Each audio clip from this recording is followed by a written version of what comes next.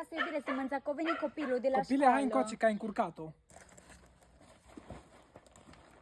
Fai, bă, copile, avem probleme foarte mari. Maică ta vine și mi se plânge mie că nu-ți mănânci mâncarea la școală. De ce nu mănânci, mă? De ce o aduci acasă? Tati, lasă-mă să zic, de ce nu mănânc mâncarea la școală?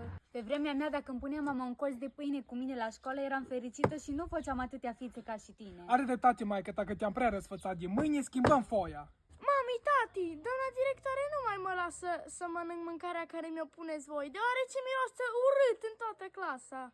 Ce, mă gândeam? Ce pui de mâncare la copilul ăsta, mă, Ce, femeie? Baiu, Dă să ce? văd.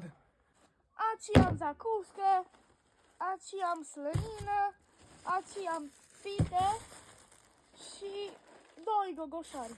Ia. Na, uite ce-mi pune mama la școală. Ai de capul meu, mă, femeie, dar nu mai suntem pe vremea lui Pazvante să-i pui Ai de cap, Ce cum ți să-i se pui așa pare ceva la anormal? copil?